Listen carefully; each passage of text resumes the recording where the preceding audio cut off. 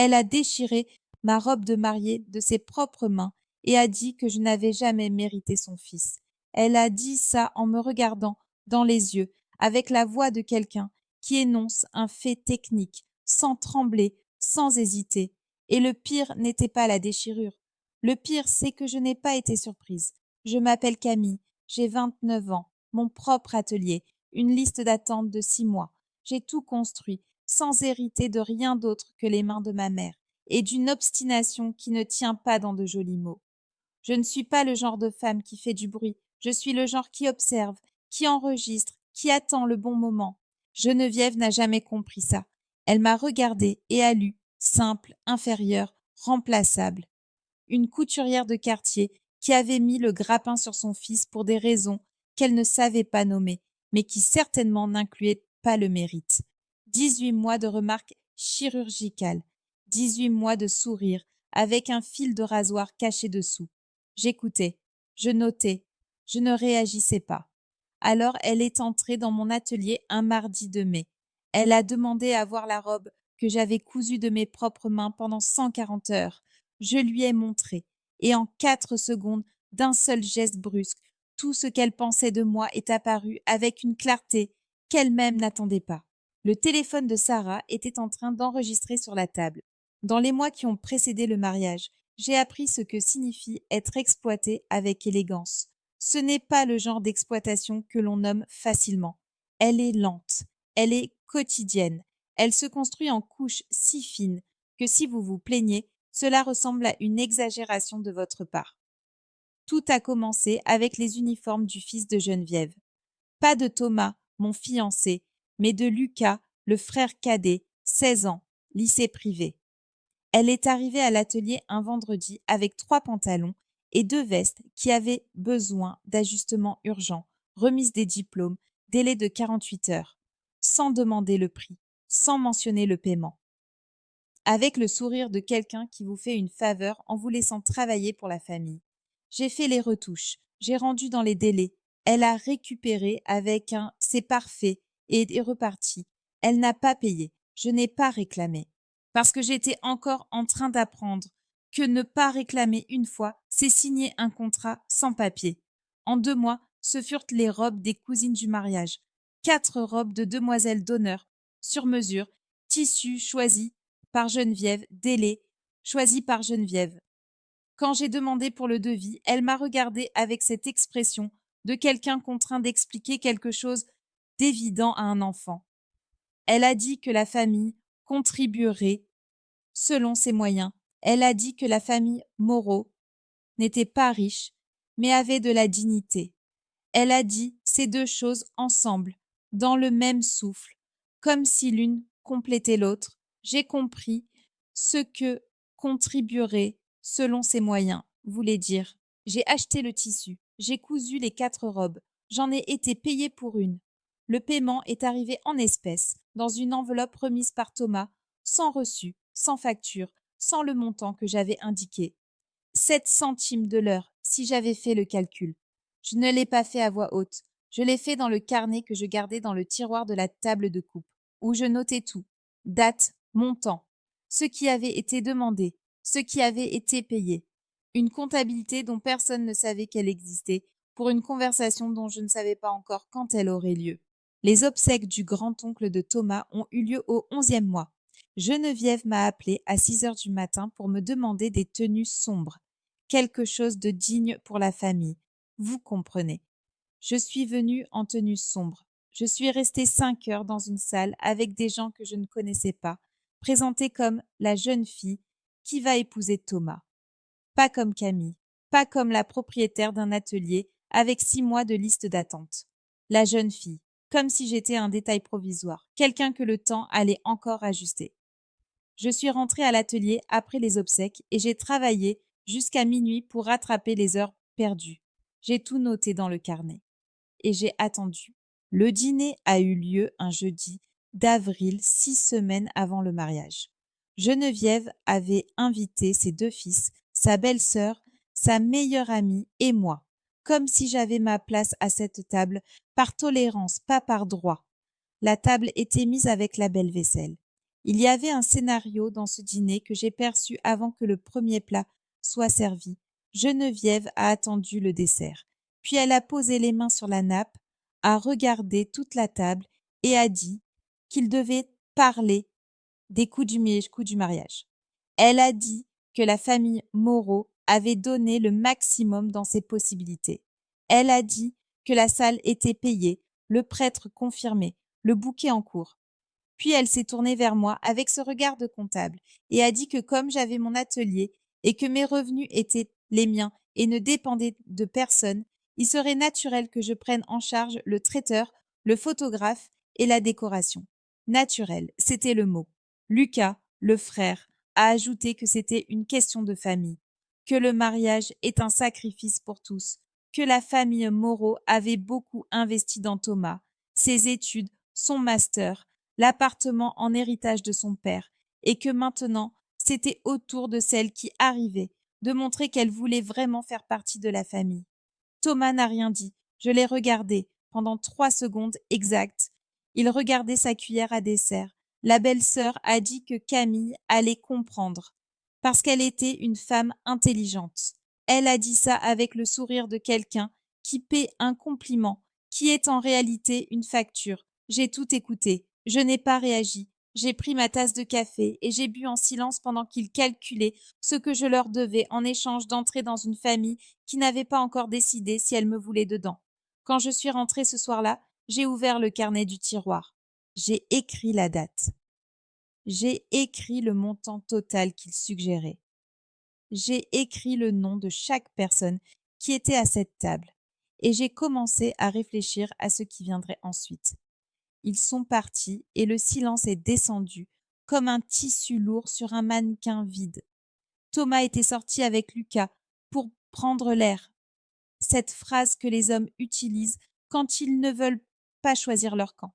La belle-sœur était partie avant même que le café refroidisse.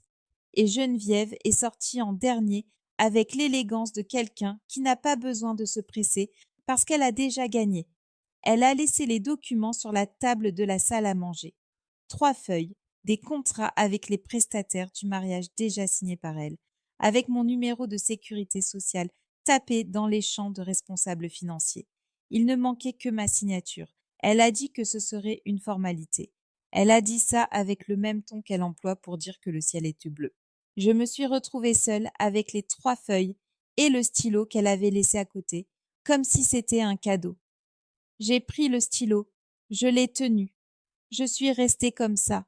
J'entendais les voix en écho. Lucas, le mariage est un sacrifice pour tous. La belle-sœur, Camille, va comprendre, parce qu'elle est intelligente. Geneviève, ce serait naturel. Naturel, comme si mon compte en banque faisait partie du patrimoine de la famille Moreau par décret de la nature. Comme si j'étais arrivée à cette table pour servir et que la question était simplement d'en fixer les termes. Et Thomas et sa cuillère à dessert. C'est là que le stylo est devenu lourd d'une façon différente. J'ai ouvert le tiroir latéral du buffet. Je savais déjà qu'il était là, parce que j'avais été dans cette maison suffisamment de fois pour connaître chaque tiroir. J'ai sorti le carnet. Mon carnet que j'avais apporté ce soir-là sans savoir exactement pourquoi, ou peut-être que je savais et je ne voulais pas encore le nommer. Je l'ai ouvert à la dernière page remplie. Date, montant, nom. Tout enregistré avec la même précision que j'utilise pour documenter des heures de broderie. 32 200 € de travail non payé en 18 mois. Un calcul fait sans colère, fait comme une couturière calcule le tissu. Parce que c'est, pas parce que ça fait mal. Puis je me suis souvenu d'une chose précise. Je me suis souvenu de l'enveloppe. L'enveloppe avec le paiement des 4 robes de demoiselle d'honneur, remise par Thomas sans reçu, sans facture, avec un montant que je n'avais pas contesté à voix haute. Je me suis souvenu d'avoir ouvert l'enveloppe seule dans l'atelier et de compter les billets 3 fois parce que je ne croyais pas que c'était ça. Je me suis souvenu de plier l'argent, de le ranger dans le tiroir de la table de coupe, d'ouvrir le carnet et d'écrire le montant réel à côté du montant reçu. Je me suis souvenu du silence de ce moment, de la façon dont le silence pèse, quand on comprend qu'on a été traité comme quelqu'un qui ne va pas se plaindre. J'ai pris mon téléphone. J'ai ouvert l'application du cabinet d'avocat. Maître Delacroix m'avait conseillé 2 mois auparavant, quand j'étais venue avec le carnet sans dire pour qui c'était. Elle avait dit: si vous le souhaitez, c'est légitime. Cela dépend de ce que vous signez et quand. Je savais quoi signer. Je le savais depuis ce moment-là. J'ai signé les contrats avec mon numéro de sécurité sociale, avec ma vraie signature, complète, sans hésitation. J'ai photographié chaque page signée. J'ai envoyé à Maître Delacroix avec un message court: vous pouvez déposer. Puis j'ai ouvert un autre document, celui que j'avais préparé seul, sans le dire à personne. La mise en demeure formelle. 32 200 €. Chaque prestation détaillée, chaque date, chaque montant convenu et non payé, avec un délai de 15 jours pour paiement, conformément aux recommandations légales. J'ai envoyé à l'adresse e-mail de Geneviève. J'ai envoyé à l'adresse e-mail de Lucas. J'ai rangé le carnet dans mon sac. J'ai posé le stylo sur les 3 feuilles signées et j'ai éteint la lumière de leur salle à manger. Le silence de la maison vide autour de moi n'était pas vide. C'était le silence de quelqu'un qui vient de franchir une ligne sans retour. Je le savais. Je le sentais dans les poignets, dans la mâchoire, dans cette tension particulière que le corps garde quand il a fait quelque chose d'irréversible. Ce n'était pas de la peur. C'était de la clarté. Je me suis réveillée sans réveil pour la première fois en 18 mois. Je ne sais pas bien expliquer ça. C'est une sensation que le corps connaît avant que la tête la nomme. Comme quand on porte un poids trop longtemps et qu'on le pose enfin par terre et qu'on regarde ses propres mains sans comprendre pourquoi elles semblent différentes.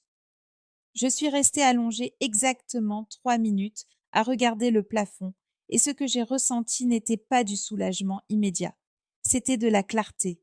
Une clarté froide et tranquille, du genre qui ne crie pas, ne célèbre pas. Elle existe simplement, comme un tissu bien coupé qui repose à plat sur la table sans avoir besoin d'être tenu. Je n'ai pas ressenti de culpabilité. Je n'en ai pas cherché. J'ai cherché la culpabilité de la même façon que je cherche un défaut, en couture, avec attention, avec honnêteté, sans ménagement. J'ai passé les doigts sur toute la surface de la décision et je n'ai trouvé aucune fissure qui m'appartienne. J'avais travaillé, j'avais livré, j'avais été traitée comme quelqu'un qui ne se plaindrait pas. Et quand je m'étais finalement plainte, je l'avais fait avec date, montant, signature et avocate. Rien de tout ça n'est de la culpabilité. Ce sont des outils. Je me suis levée, j'ai fait du café, j'ai envoyé un message à Maître Delacroix pour confirmer que les documents étaient partis. Elle a répondu avec 2 emojis de confirmation que j'ai lus 3 fois parce que j'avais besoin d'être certaine que ce que j'avais fait à 11 heures la veille était réel et non une sorte de rêve de résolution que le stress fabrique. C'était réel. Le dépôt était tamponné, le compte à rebours était lancé. Le jeu avait changé à 23 heures. 43 la veille au soir. Et personne ne le savait encore. Cet après-midi-là, Thomas m'a appelé pour m'inviter à un déjeuner chez Geneviève. Un déjeuner de famille, a-t-il dit, pour fêter que le mariage approche. Cette phrase, fêter que le mariage approche, avait le ton répété de quelqu'un à qui on a dit d'utiliser exactement ces mots. Je connais Thomas. Je sais quand il parle avec sa propre voix et quand il répète le script de quelqu'un d'autre. J'ai dit que j'y allais, avec plaisir. Je suis arrivée à 14 heures. Geneviève a ouvert la porte avec le sourire que j'avais appris à cataloguer.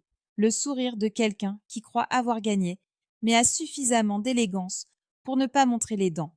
Elle portait un tablier, chose rare, presque symbolique, comme si la victoire méritait un rituel domestique. Elle avait fait des pâtes avec de la sauce tomate du jardin. La table était mise avec la vaisselle ordinaire, pas la belle. Détail qui signifiait que j'avais été reclassée. Plus une invitée à impressionner, mais une partie du rouage qu'on peut désormais traiter avec naturel. Lucas était là, la belle-sœur était là. Je me suis assise, je me suis servie, j'ai mangé. Et je n'ai regardé personne pendant plus de 2 secondes d'affilée. Parce que quand on sait ce qui arrive et que les autres ne le savent pas, les yeux trahissent. Pas ce qu'on croit qu'ils trahissent, pas la joie, pas le triomphe. Ils trahissent la différence.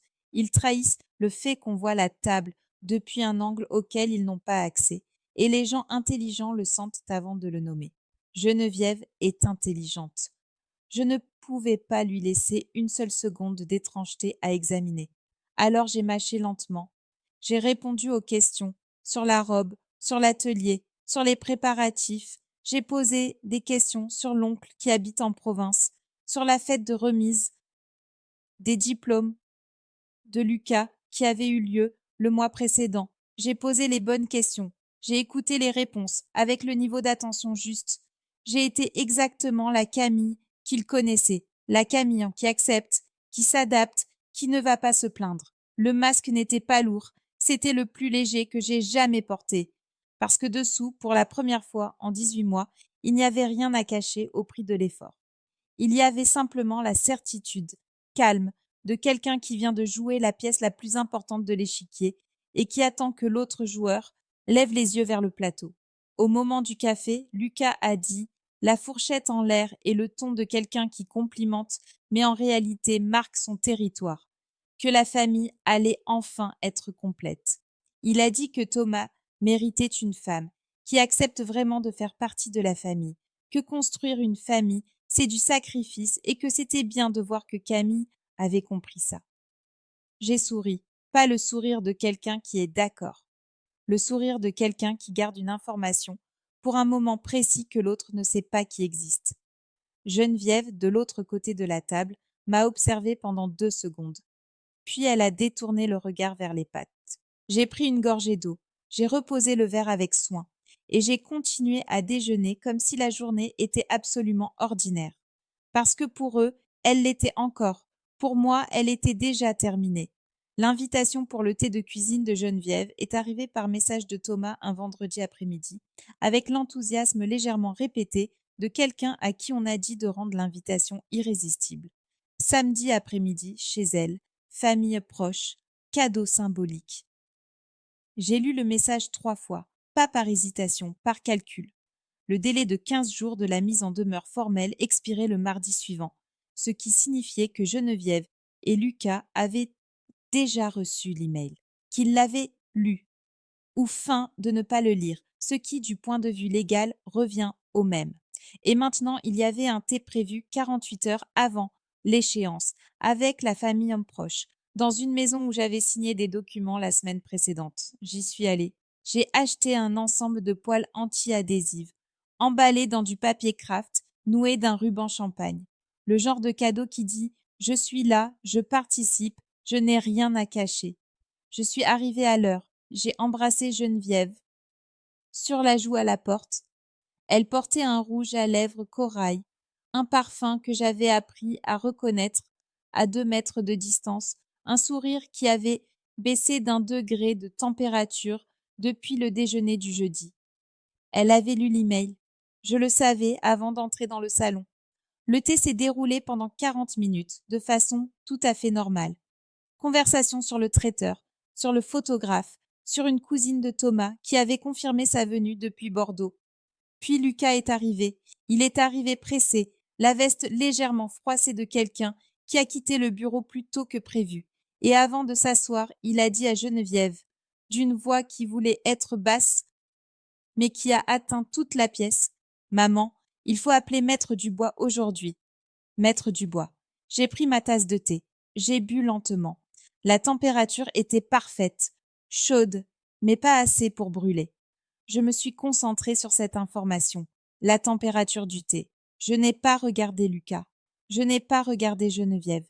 J'ai regardé la cousine qui me racontait son voyage depuis Bordeaux et j'ai répondu avec une attention complète, avec le niveau exact d'intérêt que son histoire méritait. Geneviève a dit qu'elle appellerait après, avec une fermeté qui ne s'adressait pas à Lucas. Elle s'adressait à moi. Elle m'avertissait qu'elle avait contacté un avocat. Elle m'avertissait à travers une phrase adressée à son fils, avec l'élégance de quelqu'un qui n'a jamais besoin d'être direct pour se faire comprendre. Après 18 mois, elle connaissait mon répertoire. Elle pensait que j'allais réagir. Elle pensait que la mention de Maître Dubois allait me faire serrer la tasse, cligner des yeux au mauvais moment, avaler ma salive d'une façon visible. Je n'ai pas avalé. Parce que Maître Dubois était arrivé un jour en retard. Maître Delacroix avait déposé le mercredi. Le compte à rebours qui comptait n'était pas celui de Geneviève, c'était celui du greffe. J'ai souri à la cousine de Bordeaux et je lui ai demandé si elle préférait côté fenêtre ou côté couloir. Le thé s'est terminé sans que mon nom soit prononcé dans un autre contexte que mariage et cadeaux et cousine arrivant en train. Mais quand je me suis dit au revoir avec Geneviève à la porte, elle a tenu ma main une seconde de plus que d'habitude. Pas avec affection, avec la pression mesurée de quelqu'un qui vérifie si quelque chose est solide. J'ai laissé ma main solide, je suis sortie, je suis montée en voiture. Je me suis assise pendant 2 minutes sans allumer le moteur. Le cœur battait vite. Pas de peur, d'adrénaline. La différence est subtile, mais le corps sait la distinguer. Cette sensation de fil tendu avant de couper, la vibration qui précède le clac définitif des ciseaux. Je vivais à l'intérieur d'une structure que j'avais construite avec attention et qui fonctionnait exactement comme je l'avais prévu. Et il y avait une partie de moi qui avait besoin de 2 minutes pour simplement ressentir le poids de ça avant de continuer à conduire. 2 minutes, exact. J'ai allumé le moteur. Je suis rentrée à l'atelier. Le lundi matin, Geneviève est apparue. Elle n'avait pas appelé avant, pas envoyé de message. Elle est arrivée à 10h20 avec la clé que Thomas lui avait donnée des mois auparavant, pour les urgences, avait-il dit à l'époque, et je l'avais laissée passer parce que j'avais appris à choisir mes batailles. Elle est entrée dans l'atelier comme elle entrait chez son fils, avec une familiarité qui ne demande pas la permission, avec le droit de quelqu'un qui croit que la présence est la possession. Sarah n'était pas encore arrivée. J'étais seule. Il y avait 3 choses sur la table de travail à ce moment-là que Geneviève ne pouvait pas voir. Le contrat signé, dont je gardais une copie papier, l'email imprimé avec le dépôt de Maître Delacroix, et un carnet ouvert à la page avec les noms et les montants. Ce carnet qui existait depuis 18 mois et qui était désormais techniquement un document. J'ai entendu la clé dans la serrure. J'ai eu exactement 4 secondes. J'ai fermé le carnet. Je l'ai posé sur le contrat. J'ai glissé l'email imprimé sous le cadre posé sur la table, le cadre avec la photo de moi et de ma mère à l'inauguration de l'atelier, qui était là depuis 2 ans et que Geneviève n'avait jamais regardé plus d'une seconde parce que dans aucune de ces secondes, il y avait quelque chose qui l'intéressait. Je me suis tournée vers le portant de gauche et j'ai feint d'examiner une fermeture éclair. Geneviève est entrée. Elle a regardé autour d'elle avec cette inspection habituelle. Elle a dit qu'elle passait confirmer l'horaire de l'essai de voile de la nièce le jeudi. Elle a dit ça en regardant la table de travail. J'ai dit que le jeudi était confirmé, 16h, et je lui ai demandé si elle voulait du café. Elle ne voulait pas de café. Elle est restée debout au centre de l'atelier quelques secondes de plus. Les yeux ont passé sur la table, sur le cadre, sur le carnet fermé sur le tissu plié. Je n'ai pas bougé un muscle. Il y a une technique de couture appelée le point invisible. C'est le point qui disparaît dans l'envers du tissu, invisible côté face, qui tient toute la structure sans apparaître. J'avais passé 18 mois à apprendre que certaines personnes sont expertes du point invisible dans la vie, que ce qui soutient une situation est rarement ce qui se voit côté face.